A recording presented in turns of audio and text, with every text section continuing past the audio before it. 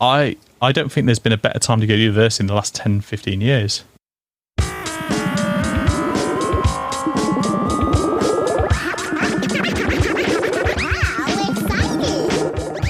Hello podcast listeners and welcome to the EdTech podcast. My name is Sophie Bailey and I hope you are all doing very well out there. A big shout out to Helen Hodges, a learning design manager for the BBC Academy, who tweeted to us this week. She says, "Started the day with a refreshing walking meeting. Lunch was an informative walking at Podcast EdTech VocTech Listen. Really appreciating the remote working possibilities today. Grinning face with smiling eyes." So thank you so much, Helen. What a lovely tweet. And I agree that podcasts in the morning are a great way to get the brain whirring. And I'm hoping very much to be able to share some of my thoughts from out on my daily walk in some of our forthcoming episodes. And until then, thank you so much for listening in. We had a record 12,625 downloads, no less, in June. So if you're looking to get a message out there, why not inquire about advertising on the podcast for the rest of 2020? Now, before our episode today, let me remind you that we are opening up our blog. We're looking for constructive thoughts on how digital teaching and learning, administration and workplace learning can evolve. Several articles are already underway, including one university leader writing about the US's recent decision to reject foreign student visas for students of those universities with only an online offer, which seems a particularly sour spotlight on university financing in America if you look at these things cynically. If you'd like to get something off your chest, email the edtechpodcast@gmail.com and we will get back to you when we can. What else? We've got several episodes coming up on lockdown as it evolves in the UK, EdTech demonstrator schools and colleges, the missed opportunity of early stage careers and internships, and a one-to-one with the CEO of the company 2U on online learning, universities and upskilling. Oh, and by the way, if you'd like to put a question to the CEO of 2U, we are collecting them and already have some amazing ones that have come in, including most new EdTech and online learning offerings are based on a presumption of where the world and market is going. But in the current situation, how can companies prepare students for a world which we don't yet know? And this is always the case, but especially so at the moment. And this one also, now more universities have woken up to online education. Will that be a good or a bad thing for OPMs? If you've got an amazing question, send it in ASAP to the edtechpodcast@gmail.com. And finally, the Times Higher Ed are looking for a content curator and the job is going to go like hotcakes, apparently. Working with Sarah Custer, who I last met properly at a late night bar in Austin, Texas, it looks like a great role and I don't even get a finder's fee, so do go and check it out. Right, on with this week's episode. This week, I'm chatting to Chris Headland, Director of Teaching and Learning for the School of Computer Science at the University of Lincoln in the UK. I connected with Chris's work preparing for a future episode of The Edge, our higher education series, which is coming up again in September. But we ended up having such a good chat that I'm going to go ahead and push the publishing button now. Chris developed an innovative way to keep students and staff connected to the University of Lincoln during lockdown by creating a virtual campus called Lincoln Island, which has been downloaded over 8,000 times. As you'll hear from the podcast recording, Chris is refreshingly bullish about the academic year ahead, with due respect to the pandemic, but focusing on the opportunity for universities to really reinvigorate their teaching and learning and student centricity. Students have wanted more things online for years. They've wanted more recorded lectures, they've wanted more options, they've wanted more choice, flexibility and ownership over how they learn. And I think, if anything, the current situation is forcing us to evaluate how we deliver that. And like I say, from my perspective, I'm really excited about the plans that we're putting in place for next year. And let's say COVID is not at the centre of that. Students are at the centre of that. However, with caution against online-only models for universities, Chris reminds the sector to treat the reality of local lockdowns as well as the needs of shielding students seriously. I wouldn't be surprised if... I think the Leicester thing is quite interesting. I'd be surprised if it goes back into lockdown at some point. I mean, all this... they've proven that it could and will happen, so... At least all my plans at the moment are predicated around... That's a really good idea, yeah. Going back into lockdown could be a real possibility. All of our chat is prefaced with our recent shared experience of having a baby during lockdown. Something you might get sick of me talking about soon, but which throws up some interesting and memorable anecdotes. So thanks again for listening and have a wonderful week. Here's my chat with Chris.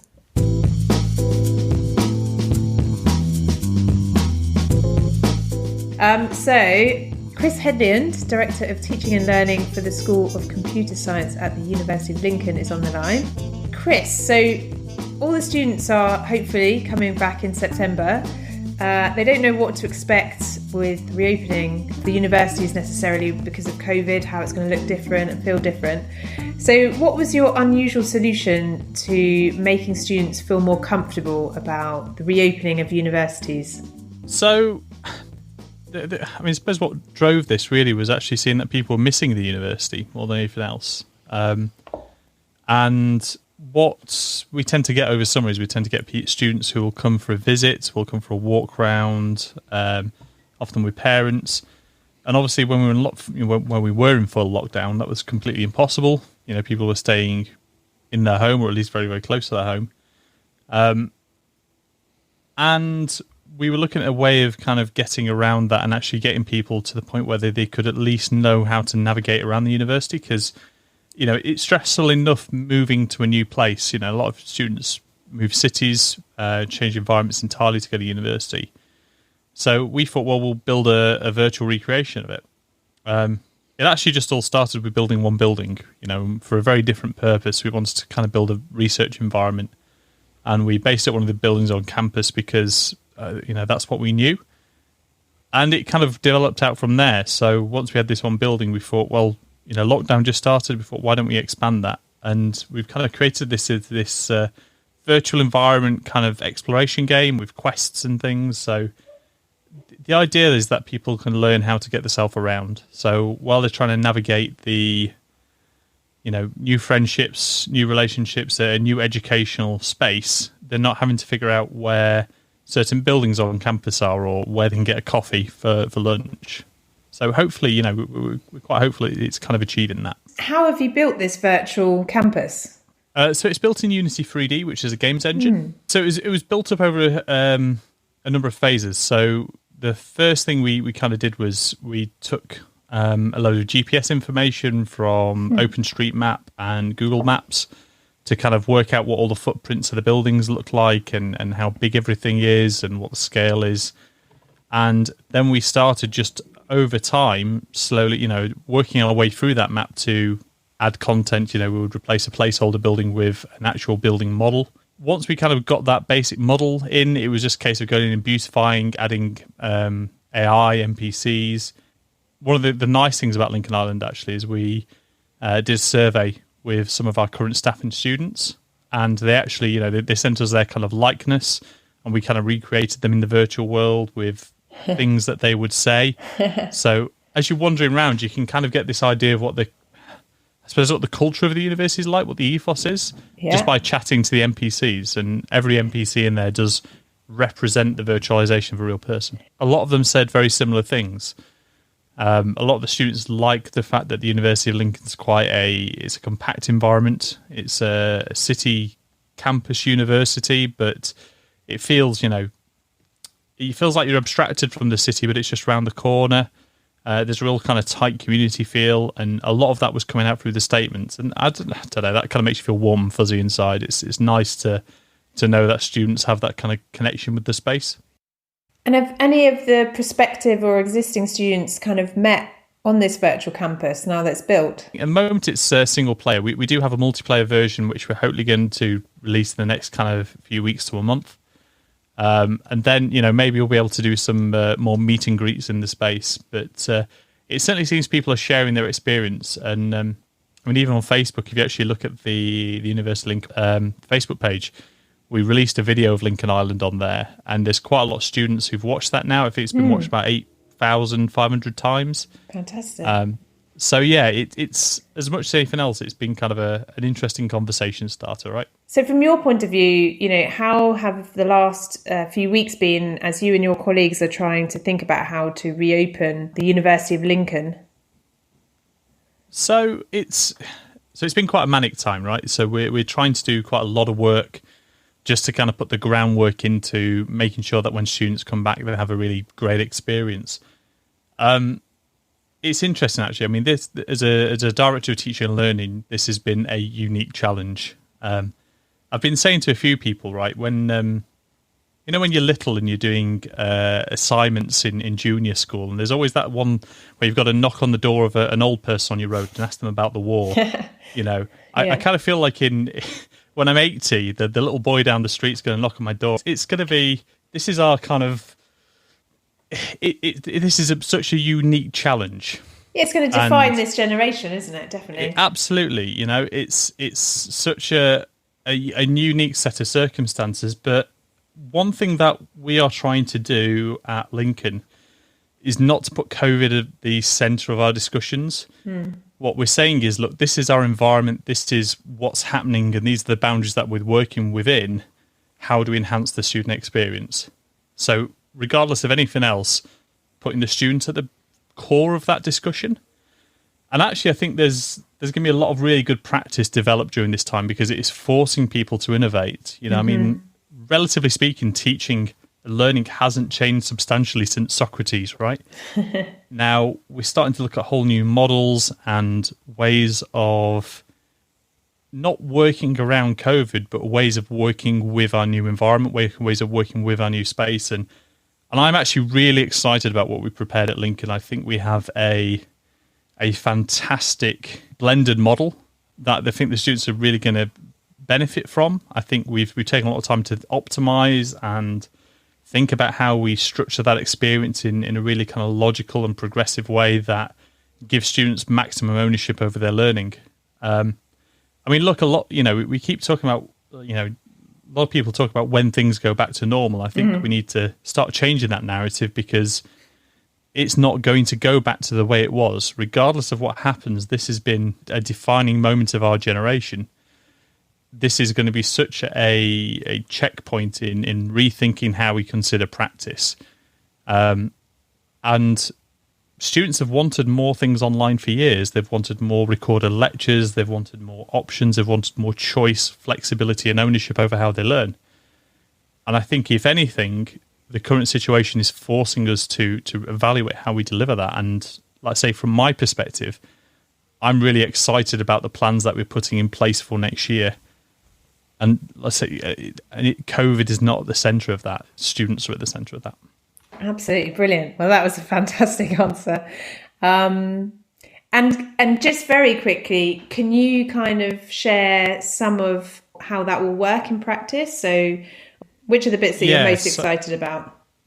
Yeah, so we're taking a blended approach where there'll be a certain amount on campus and a certain amount that will be allowing students to work from their own spaces. Some of that will be online, some of that will be using computers, some of that will be using the really old-fashioned technologies like books. And actually looking at ways that when we're talking about blending, we're not just bolting an online practice onto a physical model, with rethinking the model from the ground up. And actually making the most of things like asynchronous practice. So giving students the opportunity to access lecture materials as and when, so they can go back and forwards, allowing them to focus on areas that really interest them. We're looking at using our face-to-face delivery modes for more kind of supportive, discussive, conversational elements of the course. All of that is within social distancing considered. Right, so we don't exactly know what social distancing will look like in September. Obviously, the government's released new guidelines, and they may do that again. Obviously, one of our cities has now gone back into lockdown. Yeah, it cracked me up on the news recently. It was after they'd advised that, it's 1 meter plus, and there was a shop owner, and she seemed highly irate that she had to now redo all of her signage rather than be, kind of frankly quite pleased that she may now have like double the amount of customers in her shop. But like, I can completely imagine how annoying it is to develop your plans and then have to, it's a crash course and iteration, isn't it? And sort of being kind of agile in that way. Exactly, and I think that's going to be the core of what we all do. Is ultimately we're having to look at how do you maintain a level of agility and flexibility in the learning space. So, for example, I mean, there's a really good chance that we could go back into full lockdown in the country. How do we, respond to that when it isn't when we've had the chance to consider and plan for that, and we might find that we've gone down to 1 meter, we may go back up to 2 meters, we may extend to 3 meters. There may be new advice regarding PPE. We don't really know, and the core of our plans has been saying, how much can we go in one or the other direction, more online, more face-to-face. I think once you've got the core of that learning plan defined, as long as you know what the nuts and bolts are and you know that will work in any kind of environment, then anything you add on top of that is enhancement. And I think that allows you to be really flexible, because if you know that your core is delivered regardless of the circumstance, it means you've got a real opportunity to enhance the students' learning with, employability. And for computer science, can we do additional languages? Can we learn additional skills? I think there's real opportunities there. Absolutely, super interesting. I'm hoping to speak to some of the big sort of MOOC providers, because it feels like it's also where they kind of got dismissed, and now it's like, actually, if students are going to review their options, that's a potential credible one again. So there's so many spin-offs from what's happening. There is, and there's quite a lot of kind of targeted stuff going on as well at the moment. And actually, this is one of the areas that worries me a little bit. I keep an eye on things like adverts that are coming out for students, and you think some of this is really kind of disruptive. There's new online providers popping up every kind of day, and you look at the kind of stuff they're delivering and you think, wow, this is problematic. And it's I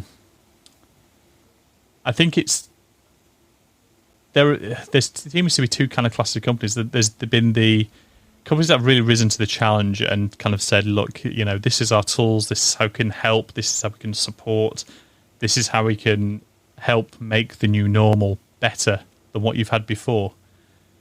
And the other end, there seems to be this kind of, whenever there's a crisis, there's always going to be people who try to monopolize on that and try to profiteer out of that. And that's the bit of this that worries me a little bit. I mean, I get targeted almost daily on LinkedIn from some new tool, and that's worrying me a little bit. Yeah, the opportunism. And, we also don't need any more webinars in this space, because it's been a very interesting time for me being on maternity, and then suddenly online learning absolutely exploding. And this whole subject of EdTech, really. But I've also noticed in the same way, just, webinars left, right and centres, online conferences. And I think as the recipient of that, it can also feel overwhelming in terms of choice. So it doesn't always serve that company well. So I think it's easy to get overwhelmed with it all as well, right? I mean, so I'm seeing that from a slightly different perspective. So my son wasn't sleeping particularly well one night, and my poor wife had been up all day trying to feed him and so on. And so I took him away into the office and with a bottle of milk. And I was just I wonder what's online at the moment. And I found a teaching and learning seminar in New Zealand that was happening when I was awake, right? And it was amazing that I could just kind of connect to that. And, distance didn't matter. It might as well have been in Basingstoke, right? So that I quite like. I quite like the. Again, I think this is going to force us to rethink what internationalization is. You know, we are living in a digital world. We are living in a very connected world, and that is going to lend itself to a lot of opportunities. And I think, if anything, part of the kind of lockdown is people are going, well, actually, no, we can do these things. I mean, let's take the environmental crisis. Mm-hmm. I'm not sure how much I'm going to be in a rush to go to another. To fly to another conference overseas. And actually, if I can reduce my international travel down even just a little, the environmental impact, if we're all doing that, is quite high. And it's cheaper. I mean, I can, I went to a conference a few years ago where conference fees, hotel and accommodation and flights probably cost about $3,500 in total. But like I say, I just went to a seminar in New Zealand and it was free. And I don't see that substantially from obviously I missed the opportunity to visit a new city and things like that, but the actual content I was getting was equal, just as good a quality. So I'm not sure how quick I'm going to want to pack my bag, leave my wife and son to go for a weekend conference in another country. And again, I have a friend who travels overseas a lot for business. He'll usually fly to 2 different countries a month. And his business hasn't been interrupted at all. They've just done everything via Zoom or Skype or whatever. So is he going to be in a huge rush to jump on a plane again? I don't think he is. I think this is very interesting because I think it's one of the big questions that falls out from all of this. Do you think this will disrupt the traditional schedule of university? So starting in September or the fall, as some like to call it, and then everything being laid out over a certain year. And I know some universities, and especially some in Australia, have tinkered around with, creating a enroll anytime university. Does it throw up some of those questions, and how realistic are they in the sort of short term as well?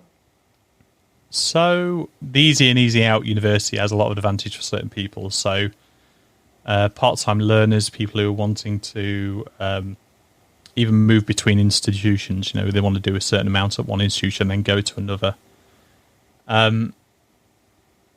It doesn't potentially work for certain subjects because one body of knowledge follows another. And actually there's this incremental learning phase. So you can't just roll on at any point unless everything is going to be completely asynchronous. Mm-hmm. But actually part of that synchronous element of a university is why people go to a campus university, to interact with their lecturers in that way. Yeah. I do wonder how much this is going to influence kind of a disruption in that. Certainly if everyone's creating online materials, that does change the way people are going to approach what they consider local, what their local university is. I think people are getting a much broader mindset on that front, and that could have impact. I mean, I've been chatting with colleagues who are even talking about doing collaborative modules, and we're actually talking about doing some collaborative work with an overseas institution. And again, we can essentially share modules. They can deliver something on our program, we can deliver something on their program, because we can deliver. Because we have this kind of skill set, or not even the skill set. I think the skill set already existed. There's now this impetus and desire to do kind of more, to innovate around that space. So yeah, potentially, I think I'm not sure I see the easy in, easy out model coming to the UK that much, but I do see a lot more cross teaching, a lot more cross modules, cross institutions. I think see a lot more exposure in that way. I mean, when it comes to timelines, who knows what's going to happen? I mean, there was the announcement the other day that the government are talking about changing start dates and things like that. So we could even look at January starts being the norm. It's a time of change in HE. That's a big one for HE, isn't it? Having a completely different start date. Yeah, quite. It's interesting. It makes sense, on the face of it, to do this kind of post-A level application. It's an interesting model. It does mean disrupting the entire sector. But maybe, you know, I mean, we've had this model for how many years now? Maybe it's time to disrupt the sector. Again, like with all these things, you know, when anything comes out of the government level, we sit with bated breath and see what's going to happen, right? Yeah, absolutely. Like I say, somehow kind of sickly, I've almost been enjoying the planning, because I mean, it's like playing the ultimate game of chess, right? You're trying to line up your pieces, and you know, you're waiting for that perfect move that's going to finish it all off. I'm really looking forward to what the students are going to get next year. I think they are going to have a unique experience. I think they are going to have something that is never been done before, and I've been saying to people, you know, that there's this worry across the sector that whether you know, the student numbers are going to drop and so on, and I appreciate that, but at the same time, I don't just think this is a good time to go to university. I think this might be one of the best times to go to university ever, because the amount of additional stuff that's being put on to make this an exciting experience, to make this something that is really valuable. I don't think there's been a better time to go to university in the last 10, 15 years. Yeah, you had the UCAS figures come out, and it doesn't actually look like it's dropped that much. And then I guess it just depends on the day when, you know, how many people decide to defer or not. Let's say, I mean, at my university, one of the things we've done is invested in kind of additional certifications. Since they're going to do all these kind of additional kind of online transferable skills stuff. And I think it's really exciting. It's a really exciting time to be an educator. And yeah, I do think the fact that people are being forced to rethink, you know, we've been doing the chalk and talk method since Socrates. And now we're saying, well, actually, no, let's rethink this. Let's do something new. Let's try something new. Let's go back to putting the students at the centre of everything. Has that been a lot of weekends and evenings in terms of rebuilding the courses? Yep. Yeah, absolutely. I'm quite looking forward to. I've got a couple of weeks off booked, and I'm very much looking forward to them. But like I say, I mean, it's flexibility goes two ways, right? I mean, I've been doing a lot of evenings and weekends and stuff, but I've also been able to go out for a walk at lunchtime with my son, and yeah, it's a lot of work. It's a hell of a lot of work. I don't want kind of undersell that, but it feels purposeful, and it feels like the sector in the most places are pulling in the same direction, which is good. I love it. I love the enthusiasm, and yeah, I mean, September is going to be a very interesting time, that's for sure. So, oh God, yes, it's. I mean, there's one thing that, you know, you hear quite a lot of people talking about is, you know, when we can get students back on site and things like that. But I think sometimes people are forgetting that there are still students who are going to be shielding. I love the strategy of it. I love the planning of it, and it's nice to have that. As a director of teaching and learning, it's nice to have that remit to tear up the rulebook and start again. I just wish the motivator hadn't been a pandemic. Yeah, you know, it just feels. I don't want to be one of those jackasses who says, "Yay, COVID," and there has been a bit too much of that, especially from. I mean, I saw this massive Twitter post about, yeah, this is the year of the digital education. This is the time that digital education has been preparing for, and make or break companies. And oh, crikey! Yeah, there's a bigger picture. Yeah, if you need a pandemic to make your product sell, then your product's no good. Yeah. Very well said. So are you on paternity now? No, I'm not on paternity leave anymore. It feels like I am. I was about to say yes, but no. I had a month on paternity, and that was absolutely fantastic. It meant it does actually mean I missed a lot of the initial pivot online. But no, I'm still. It's one of the interesting things about working from home. I'm seeing a lot more of my son growing up than I would have done normally. He's also had a really interesting experience growing up, because he sits in half my Zoom meetings now. Right, I'll have a chat on he was really cute, actually. He went through the phase of kind of starting to look and follow faces. And I'd sit on a Microsoft Teams meeting and there'd be 6 people on screen and he'd be like watching them all going, wow, what is this? 6-headed monster. Yeah, exactly. And I mean, that's his normal. That's what he think. You know, he interacts with his grandparents on a almost daily basis, but it's via WhatsApp. It's interesting the time he's growing up in. And like I say, he's going to have such a different experience than I had. I mean, if I want to see my grandfather when I was little, it was a case of going over to his house. Mm-hmm. Now, if he wants to see his grandma, you know, when he's old enough to kind of ask for that, I mean, just fire up WhatsApp and he'll be able to chat away. But, you know, I'm certainly, I mean, his grandparents have certainly wanted to give him a hug now. So, yeah, looking forward to that. Ours is yet to meet them, but hopefully coming up after they allow overnight stays. So it's quite exciting. It's yeah. I mean, I'll say it's my parents and my wife's parents have been waiting quite a while for a grandchild, so they are absolutely itching to come and give them a call. So brilliant. Well, Chris, thank you so much. It's been absolutely brilliant to chat to you, and you too. Wishing you all the best with the university opening, and sharing this with our listeners as well. Brilliant. Thank you. Thank you very much.